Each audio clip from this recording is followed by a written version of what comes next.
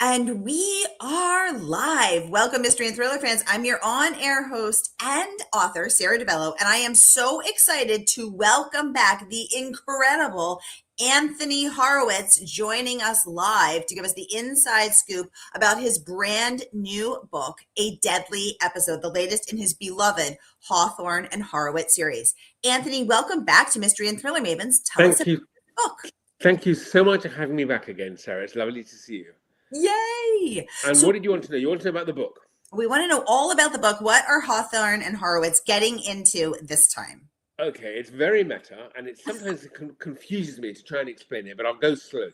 So what this book is the filming of the first book in the series, The Word is Murder. The first Horowitz and Hawthorne book is now being filmed by a pretty terrible production company, and everything is going wrong with the filming. They're way over budget. They've run out of time. The two lead actors are at each other's throats. The director is pretentious. The writer hates detective stories. Everything is going wrong. And then something even worse happens, which is that the lead actor is murdered on the set. And Hawthorne and I have to go down there and sort out why he was murdered and whether it was even the right person who was murdered. And so that's what the beginning of the story. But what is also unusual about this book is it starts in Hastings on the south coast of England, which is funnily enough where we shot Foyle's War all those years ago, but then it moves up to Yorkshire, and I think we learn more about Hawthorne in this book and about his past and about what turned him into this very difficult human being. We learn more in this book than in any other book I've written so far.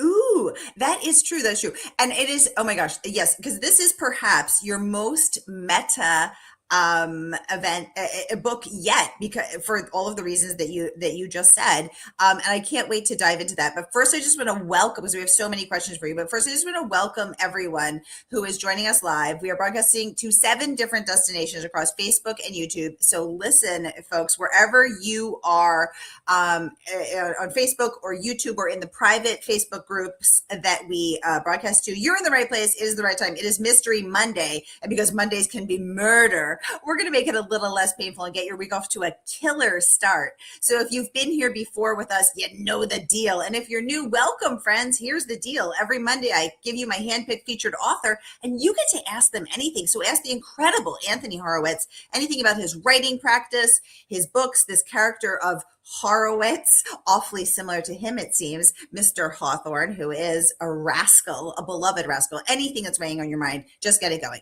Sharon is joining us from YouTube. She says, hi, Sara and Anthony. Happy Monday. Hi, Sharon. Great to have you with us. Hi, Sharon. I've had a very happy Monday, so thank you for that.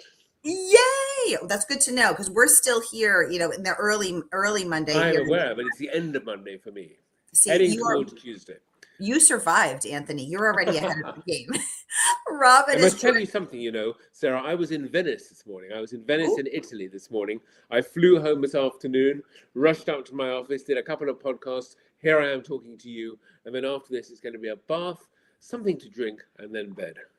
Oh, well, oh my God, I can't believe you were in Italy this morning. I was in the most beautiful city in the world, the city of Venice, with the canals and the gondolas and the beautiful laguna and those wonderful churches. It's like nowhere on this planet. One day I must write a book set there. Oh my God, yes, you must write a book that is set there, and then you have to, spend a lot of time there researching. Exactly, but I would so love to see Hawthorne in a gondola. Oh my God! I think he would be clutching the gondola. He would be sitting there. First, of course, he would be smoking like a chimney, because he always smokes. I cannot believe I created a character who smokes so much when I am so opposed to cigarettes. My kids don't smoke. I don't smoke. Cigarettes kill you, but Hawthorne never stops. Hawthorne never stops, and also I have a feeling that they won't kill him. He's too much of a rascal to be felled by a mere cigarette. What does it say? The wicked live long. He's going to outlive us all. Oh my gosh. Robin is joining us from Coeur d'Alene, Idaho. Hi, Robin. So good to see you. Mark is joining us from YouTube. He says, I can't wait to get my hands on this book. Anthony, you are the GOAT. Is that nice? Is that nice being called the GOAT? That is the greatest of all time. Oh, wow. I should have known that, Mark. Thank you so much. That's great. I should remember that. I use that. The goat. I love it. Anthony the Goat. I think it has a ring to it.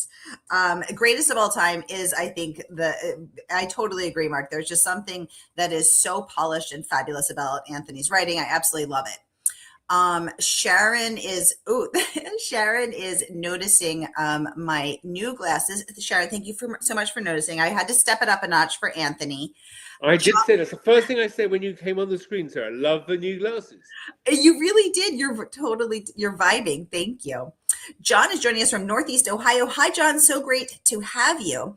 And so many people are still logging on. So great to see everybody. We're going to jump right into the questions. So, Anthony, as you said, this book is perhaps your most meta of all, because we're going back to the first Hawthorne and Horowitz. So for those of us who have been with you the whole journey, we are seeing the story, we're seeing the characters, we're seeing a certain car accident, which is so fun, because it was fun to relive that and to sort of feel, be in the know. But then what I love about your books is they are so freaking funny. So as Hawthorne and Horowitz are on the movie set with the buses, the trailers, I mean, you can really feel like you're there. And Anthony, you have that experience because your books have been turned into shows. Tell us about that.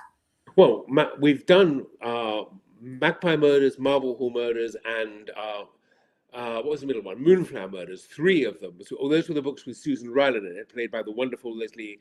Leslie. Oh, my head. I'm so tired from my long journey today. She's going to kill me for forgetting. Come on, Phantom Thread, Leslie.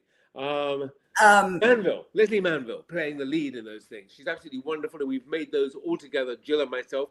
Jill is my wife. She's also my producer, and we've spent 6 years working on those books. And we're also, just to make life even more complicated for myself, beginning to start work on a Hawthorne and Horowitz TV series as well.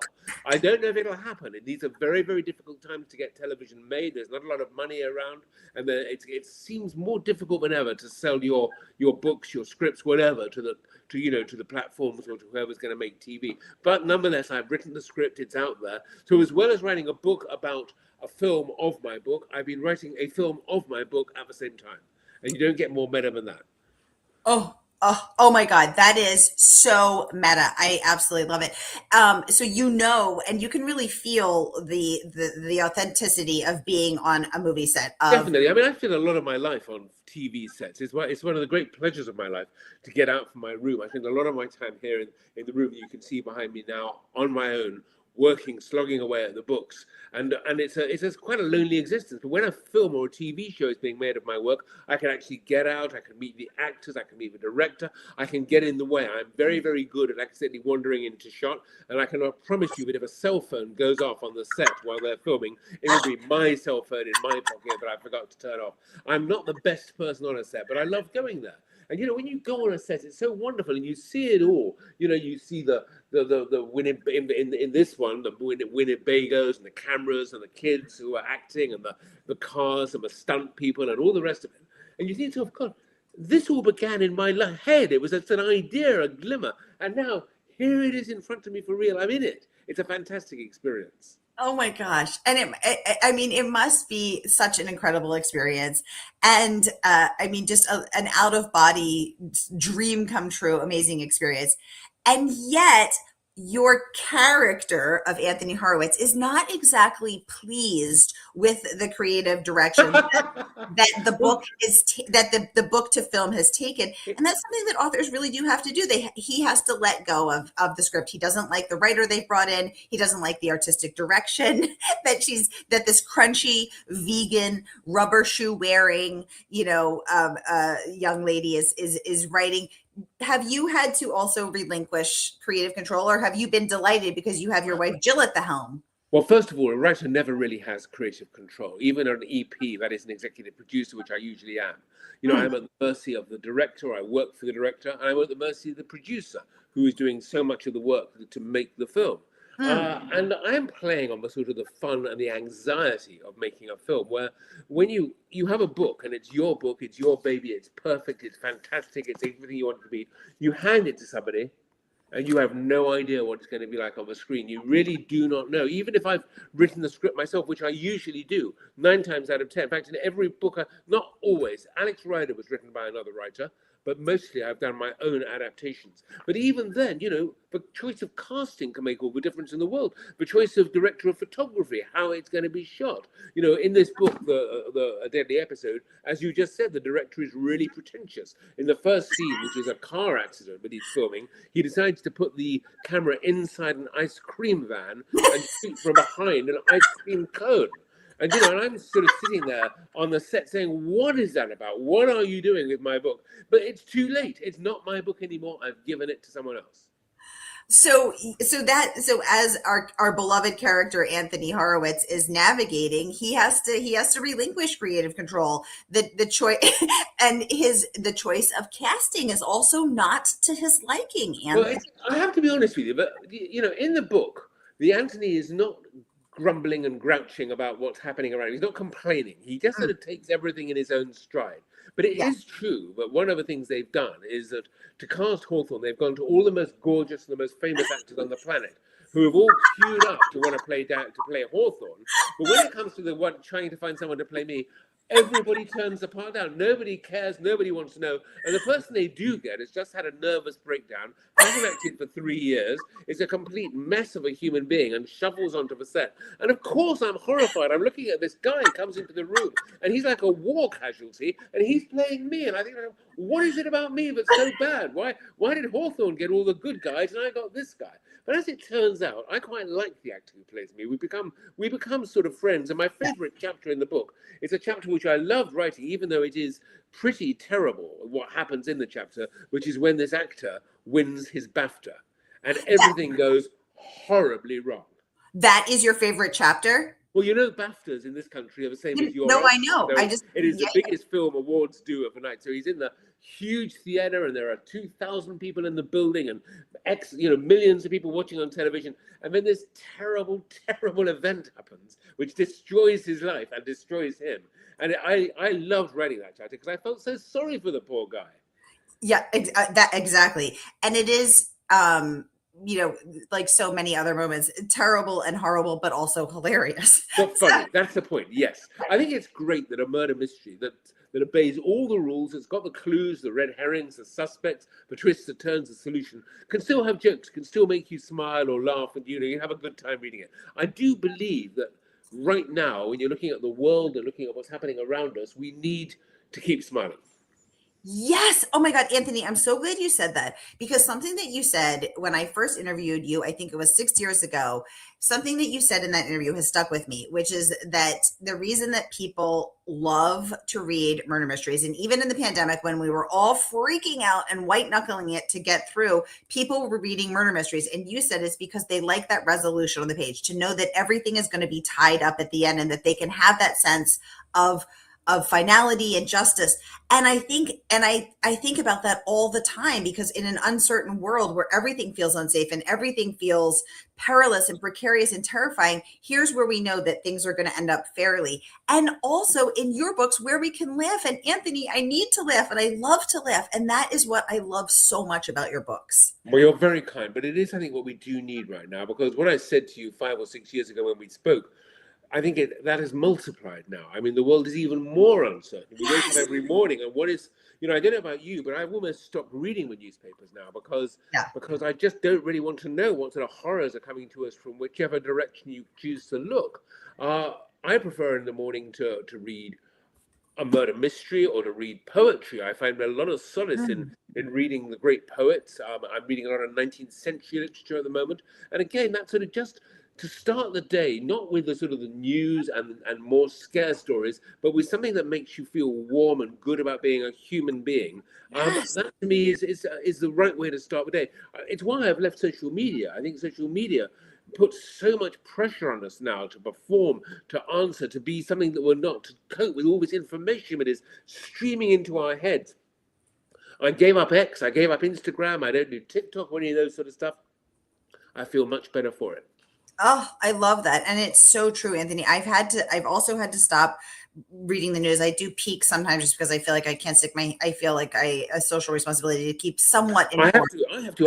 I write for the newspapers now and then. So I have to know what I'm writing about. I have to know what's happening in the world. But what I think we do get into, we call it the doom loop. I'm sure, I don't know if you have that word in America, but it's where you just keep scrolling and scrolling and Yeah. scrolling. And Oh God. everything is worse than the thing before, but you can't break away. You sort of get sucked into the doom loop. That's just a great title for a book, The Doom Oh, Loop. Doom. Oh my God, Anthony, what if that's the next title for your book and you can put it right here on the air? Oh my God, that would be so Maybe. cool. Yeah, Doom Loop would be so good. And we have doom scrolling here. So yes, exactly. Mark wants to know, am I correct in saying we are now halfway through the Hawthorne series with book 6? Well, Mark, we might be a bit more than halfway through. I began by saying there would be 12. I'm now on book number 7, actually, I'm writing at the moment. Book number 6 is the one that's coming out right now, and I'm already well into book number 7 in this series, which will come out probably next year, or certainly next year. And because of the amount of information I'm giving out about Hawthorne, in this new book, A Deadly Episode, I travel to Yorkshire, I go to his hometown, I learn much, much more in this book than I intended to about Hawthorne and about what made him the man he is, what happened to him when he was a child. Something awful happened in this village called Reeth, and I get a lot of clues as to what it was about. In book number 7, I learn even more. And so the mystery of who Hawthorne is and what Hawthorne is getting close to being solved. And I'm beginning to think that the series might be 9 or 10 rather than 12. It's not certain yet because I'm loving writing them and I don't want to stop. But nonetheless, I am aware of this sort of this journey I've gone on, and every book it seems that I get further and further down the road, and I might quite soon reach the end. But so you're sort of correct, Mark, but you might not be. I don't know. Oh my God, Anthony, I'm gonna, I'm verklempt. I cannot even speak. I need at least 12. You cannot take, we just talked about how much we need to laugh, how much we Well, need these books. You can't take that away from us in this dark I'm moment. not stopping. I mean, I won't stop altogether. I'm just saying that the Hawthorne Horowitz series Yeah. might not make it beyond 9 or 10. I don't know. I still have the figure 12 in my head, but it's just a case of seeing where it goes. And I know where I am with the new book, and that's going a long way down this particular road. And will I have space to do more? I don't know. I tell you what I am doing next. I'm doing another Susan Ryland book, out of the Oh, I Magpie Murder love series. Susan Ryland. Turning up for one more book, which I should write probably in around 2 or 3 years. And I've got at least 2 more Hawthorns to do in that time as well. So this one I'm talking about at the moment, and then another one after that. I have another book, which is a completely different sort of book, which I'm going to do just to sort of give myself a little bit of a breather from sort of bodies in libraries and detectives, which is more sort of a historical thriller. And I'm going to start work on that. Well, I've really started working in the sense that I'm doing the research for it, reading and reading and reading. And I'm traveling to Germany probably in a few weeks' time or months' time to do some of the research because that's where it's set. And watch this space. That'll be I'll write that one probably next year. And are you going to be, is it set in the 1940s or? 1945. Okay, yes. As soon as you said Germany, I had a feeling. I think, well, because of my experience working on Foyle's War, I've always been quite interested in flipping the coin and going over to the other side. And so I'm thinking about a book that's set in the very last days of the war, just around the time when Hitler committed suicide, which is April the 25th. I can't remember now. I'm tired from my traveling, but it's end of April into May. That is I remember I'm a European, I minored in European history at university, and I took 2 semesters on the Holocaust. And I remember when we spent that week on his suicide and how he had swallowed the cyanide pill and also given one to Eva Braun. And that is such a seminal moment in history and one that still sort of haunts me. So that is so interesting that that's when you're focusing on. Well, it's an extraordinary time. I mean, the 2 weeks either side of that moment of death they're very, very difficult to describe because they're so horrific. And it's like entering a painting by Hieronymus Bosch, if you know all that sort of chaos and monsters. It's a world in which there is no law, in which, you can die at the blink of an eye, the flick of a finger. It is where life seems to have no value at all. Berlin at that time. And I think it'll just be fun because, I've always said that writing should be an adventure. Writing is about, not just writing the same book over and over. It's about exploring new things and challenging yourself and finding yourself outside just your comfort zone and trying just new tricks and new things. And if this book works, this 1945 book, there's two more in my head for that too. So it would be a trilogy. And so if you add the trilogy of books set in Berlin in sort of 45, two more definitely of Hawthorne, that's 5, a new Susan Ryland, that's 6. That's 6-7 years work, and time is moving. So it's not as if I'm giving up or stopping. I'm writing with all cylinders burning. Oh my God! Wow, you have so many books in your head. How many cups of coffee do you drink per day, Anthony? I don't drink any coffee at all. I drink green tea. This is okay. How many cups of green tea? About 6. Okay. When I interviewed Lee Child, he shared that he drinks 35 cups of coffee a day, and his brother Andrew. Does he ever sleep? I don't know. I don't think so. And his brother, you were going to say, drinks 38. 38 cups of coffee. I've met him. He's such a mellow guy. He's so nice. You wouldn't expect it. He must be so wired up inside. He attributes that to the cannabis that he subsequently consumes. Did he tell you that? Really? Yes. Someone complimented his svelte figure, and he revealed that he's on the 3C diet: coffee, cannabis, and cigarettes. He's like Hawthorne, just puffing away. I'm afraid to say I'm on the 1C diet, which is chocolate. Yeah. That's what I eat nearly all the time. Well, actually, it's 2 C's, chocolate and cookies. Oh, that's my kind of diet. Exactly. So, no cannabis in here, I don't think. I love it. It's not legal in this country. It's legal in yours. Come on over. Emma, welcome to the conversation. Come and get stoned with you. Is that the invitation? I've never, you know what, Anthony, I am the straight edge nerd who's never smoked cannabis in her life. I was a straight A, do goody little goody two shoes, but I'll do it with you if you come over. We have a date. Can I answer Emma's question? I have Emma Tobin on the screen saying, will there be any book signings for this new book? Yes. If so, will Ireland be on the list of places to go? Emma, I've got to tell you, I had a meeting with my publishers 2 weeks ago, and I said to them, why are you not sending me to Ireland? I mean, I love going to Ireland. Every time I go to the Boris Festival, which is one of my favorite festivals in the world, and I love visiting Dublin, which is one of my favorite cities in the world, and such a literary city as well. So full of great writers, great bookshops, and great, historical city streets and everything else. So I would love to go. I don't think I will be going to Ireland this year, but we will definitely go next year when I write my Berlin book, because I insist on it. I want to go back. I don't know why. Writers seem to be traveling less now when it comes to marketing books. It might be because times are hard. The publishers have to pay for the flights and for the hotels and for meals and all the rest of it. Not that I demand 5-star hotels, happy with 3 stars, don't need a big expensive meal, I'll go for a sandwich. But nonetheless, it still mounts up. And I would love to come back to Ireland. Every time I go there, I have a great time. Randy, welcome to the conversation. You're not late. You're just on time. We're so happy you're here.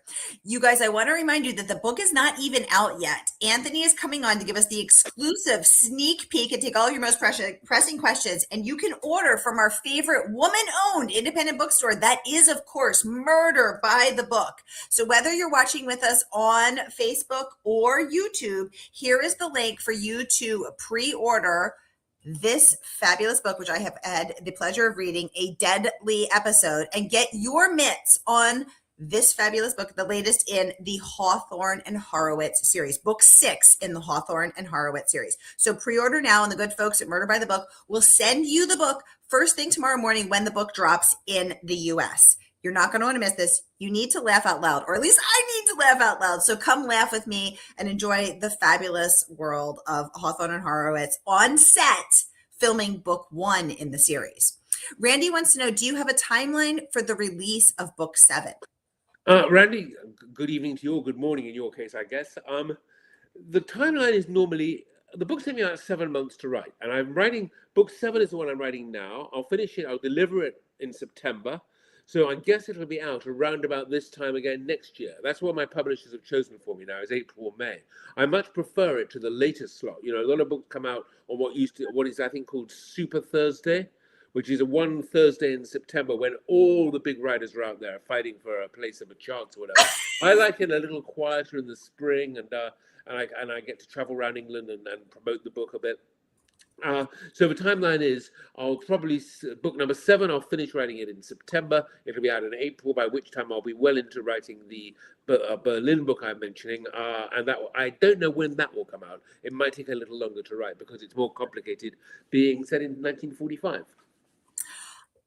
Thank you for the great question, Randy. Mark saying, I met Anthony when I was roughly 10 years old in Ireland when a new Alex Rider book came out, and I have been following him ever since. I am 24 years old now, and I have to meet him again during one of these book signings. Oh, I love Oh, that. it's so sweet, Mark. It's nice of you to break that. Thank you very much. And all I can say is, I think I will certainly be back in Ireland next year. I have asked my publishers to send me there. And, when my dates are announced next year, please come up to me and say hi before I give a talk or after I've given a talk. It'd be lovely. I love meeting people who read me when they were 10 and are still reading me in their 20s, all those years later. It really touches me. So thank you for that.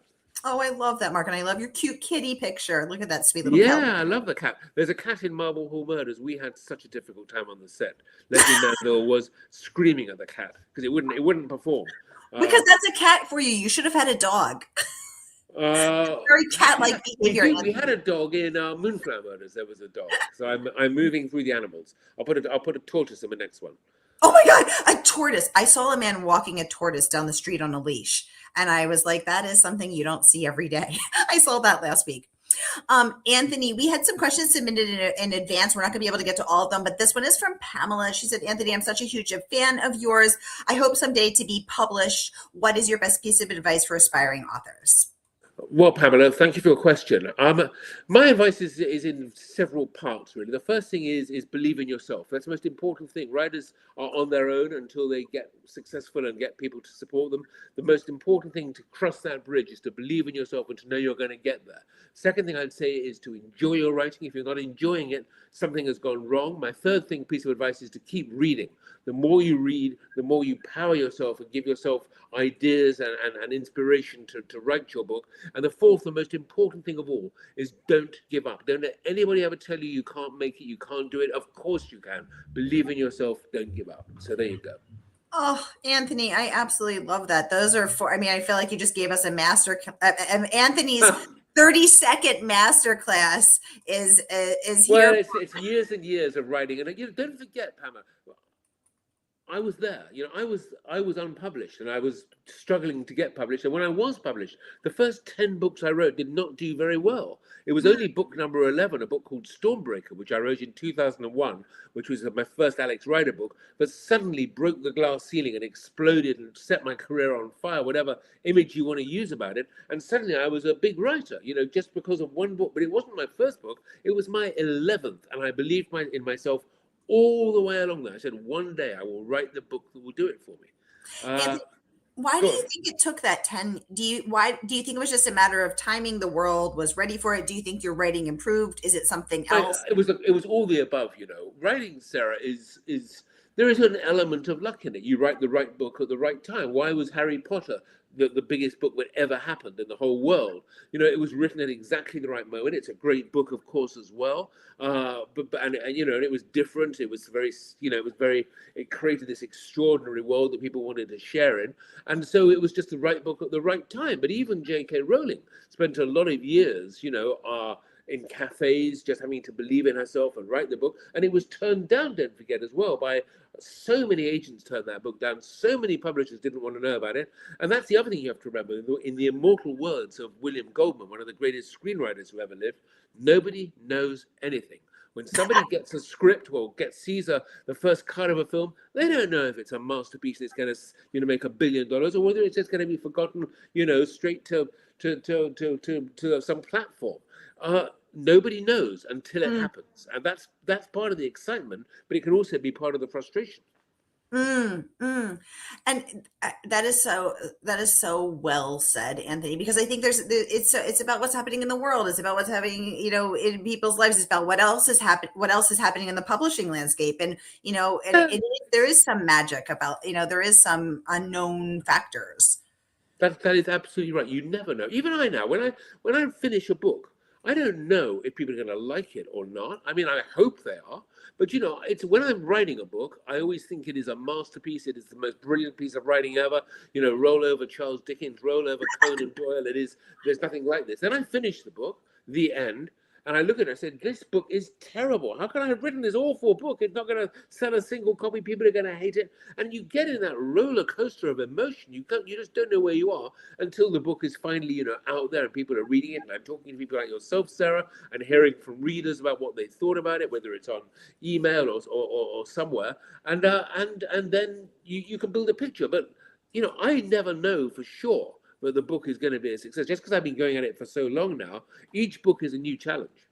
Oh, that's so interesting. So, Anthony, every time you put one out, in spite of all of the movies, the upcoming television series, the best-selling status, the millions of copies, the people who have been, you know, like Mark, following you for 14 years, fans of Susan Ryland, fans of Hawthorne and Horowitz, the Moonflower, the Alex Rider. I mean, all of these fans.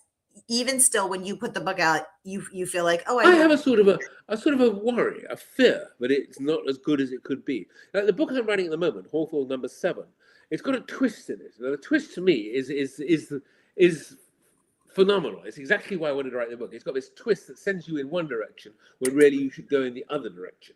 And I'm so excited about it. But then I think to myself, does it actually work? You know, will people take the direction I want them to go in and make it, or will they just see straight through it and then guess the ending and it'll all be hopeless? And I ask myself, I interrogate myself all the time. I am my own worst enemy in a way because no book is ever good enough. I always worry that it's, you know, the next book has got to be better than the one before. That's for me what writing is about. And yes. And not just sort of resting on my laurels and saying, well, look, hold on, I'm this age, I've sold that many copies now, it doesn't matter anymore. Of course it matters, because people like the people who are contributing to this podcast that we're having have expectations, and I'd hate to let anybody down. Oh, thank you for sharing that you still have all of these worries, even having achieved what you do. Because when I give a talk, it doesn't matter whether there are 20 people in the room or 2,000, and I've done both. I still have terrible nerves before I walk onto the stage, and I tell you, my palpitations of the heart and sweating, and can I do this? If I was Hawthorne, I'd light a cigarette. I haven't smoked in 40 years, but it's still nerve-wracking, even though you think, hey, come on, I've done it 50, 100, 500 times, but I still get nervous. Me too. Well, there you go. And I think too, something that you also said again 6 years ago is that you that I think about all the time is that you said you always have to play fair with the reader. You can't, do this thing where you plant something crazy and it's like, oh, here it is. It's like, no, the reader has to be able to go back and look at, and you hope that they don't see it coming, but when at the end, they have to be able to go back and say, oh, that's how he did it. No, and finding balance is hard. The joy of reading a murder mystery is to get to the end and either to solve it if you're lucky enough or clever enough to do that, or to know that you could have solved it. But what is really annoying is when you get to the solution and there was no way that you could have solved it because the author has kept back information from you, or played some kind of trick which isn't fair. And I think the most important thing of all is that every single clue should be there, and that when Hawthorne solves the case, you should have been able to solve it at exactly the same time or even earlier. And that's one of the joys of the book, which is I can't think of a type of fiction where the main character and the reader stand closer together. They, the detective and the reader, the detective is the main character and the reader, are shoulder to shoulder in one of my books. They are searching for exactly the same thing, which is the truth. They're assimilating information at the same time. There's only one person in the book who is a complete hopeless case and doesn't get anything, and that's me. I'm the one trailing 5 steps behind. But the reader and the detective should together be able to solve the crime at the same moment. Oh, but I love Anthony Horowitz on the page. He's just so adorable. I want to just be his friend. You're very kind, Sarah. I'm not going to try to have quite the same feeling toward him as you do, but there you are. He's so earnest and he tries so hard. He tries so hard, and he always gets put down. I've got a chapter I'm writing in this next book, which has, for the first time, it has my wife, as a main character in just one chapter. And it is going to be a chapter so shocking and so much fun to write and so sort of funny and revolting at the same time that I can't wait to write it. Oh my God, I'm so excited for that because we have it. Jill up until now Jill Horowitz has been agreed has been a mysterious character. She's always been slightly on that backstage by choice. I have to tell you, that's her instructions from above. But this time she's not in the room, so I'm just going to mention that she's going to have a little shock when she reads a new one. Oh my God, I'm so excited! I am so excited. I cannot wait to learn more about Jill. Oh my gosh, You will. I look forward to that. You guys, we are out of time. Time flies when you're having this much fun. And Anthony has been on the road from Venice to London and doing back-to-back interviews. So I'm just going to say one more time, you will love this book as much as I do. So do yourself a favor and pre-order A Deadly Episode now. And the good folks at Murder by the Book will ship it to you first thing tomorrow morning. They do ship worldwide. So support a woman-owned independent bookstore, Murder by the Book, one of the 3 dedicated mystery and thriller bookstores in the United States, and order A Deadly Episode now. Do yourself a favor. You will laugh. You will love it. Your heart will be warmed. Your spirit will be nourished, because we need to feel, as Anthony said, human and good and warm, and also be entertained in these very tough times. Anthony Horowitz, this is why you remain a personal and crowd favorite. Thank you so much for coming on to give us the inside scoop about A Deadly Episode. And we cannot wait to have you back next year for book 7 in the Hawthorne and Horowitz series. And one of these days, I'm going to get you to one of the events one of the festivals that I work on. You know which one I'm talking about. I'm going to get you over here, Mr. Horowitz, because it will happen. And I would love to be face to face with you rather than screen to screen. Yes, exactly. And I will bring you on stage and offer you a cup of green tea. Oh my goodness. Everyone is so excited to have you. Mark saying, hopefully we will. I hope so, Mark. Hope so. Soon. He says, thank you so much. And he cannot wait to read the new book. Randy also saying thank you. Everybody saying thank you. Laurie, Karen, Pamela, Amelia, Tony, Dave. Oh my goodness. Robin, Frida. I see you, everybody. Thank you so much. I can't get to everybody, but I see you. I appreciate you being here. I hope your week is off to a killer start. And I will see you tonight at 7 p.m. with debut author Miranda Schulman. Anthony, thank you so much. Thank you.